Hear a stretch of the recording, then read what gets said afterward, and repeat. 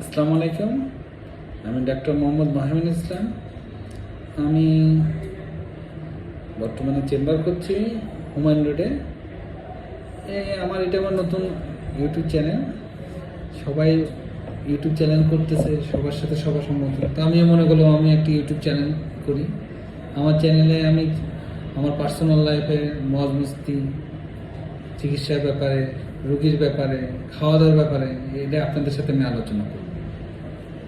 ইনশাল্লাহ আমার পাশে থাকবেন, আমাকে সাপোর্ট করবেন, ভুল ত্রুটি থাকলে ক্ষমা দৃষ্টিতে দেখবেন, আর চেষ্টা করব আপনাদের সাথে সবসময় থাকার জন্য। এটা আমার প্রথম ভিডিও। তো এখনকার বর্তমান অবস্থায় এই টেম্পারেচার যে হারে বাড়ছে, হিটস্ট্রোক হওয়ার সম্ভাবনা সবচেয়ে বেশি। আমরা কি করলে হিটস্ট্রোক না হতে পারে, কারা এর ভিতরে ঝুঁকিতে থাকে, এই ছোটোখাটো বিষয় নিয়ে আমি আপনাদের সাথে আলোচনা করব। প্রথমে হিটস্ট্রোক সম্ভাবনা বেশি, ম্যাক্সিমাম হচ্ছে শিশু এবং বয়স্কদের। আর কাদের?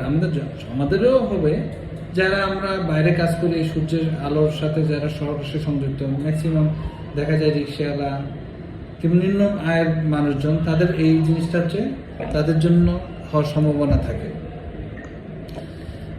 আর শ্রমজীবী মানুষগুলো আবার কাদেরও হতে পারে যারা ডায়াবেটিস, তারপরে প্রেশার বেশি, এইসব লোকদের কিংবা যাদের স্ট্রোক হয়েছে আগে, তাদের এই রোগ হওয়ার সম্ভাবনাটা বেশি।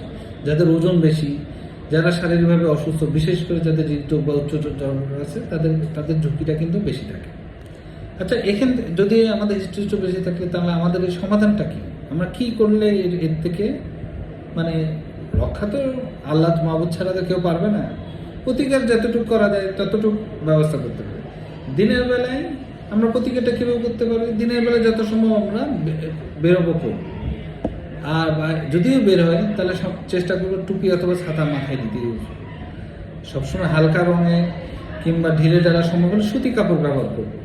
প্রচুর পানি খাবো, ডাবের পানি খাবো, বেশি করে ভিটামিন সি জাতীয় খাবার পেয়ারা, আমরা মালটা, আমলকি, এগুলো আমরা খাওয়ার অভ্যাস করবো। সহজে হজম হয় খাওয়ার চেষ্টা করবো। বাসি পান্তা খাওয়ার চেষ্টা থেকে বিরত থাকে। দিনের বেলা একটানা শারীরিক পরিশ্রম যারা করেন তারা চেষ্টা করবেন যে একটু গ্যাপ দিয়ে করতে। আধা ঘন্টা করলেন কি 1 ঘন্টা করলেন, তারপর আবার 10-15 মিনিট রেস্ট নিয়ে আবার এটা সম্ভব হলে একাধিকবার পানি ঝাপটা দিন কিংবা পানি খান। কিংবা আমরা যারা মুসলমান আছি তারা 5 ওয়াক্ত নামাজ পড়লে অবশ্যই 5 বার উযু করলেও কিন্তু অনেকটা এই সুবিধাটা পেতে পারে।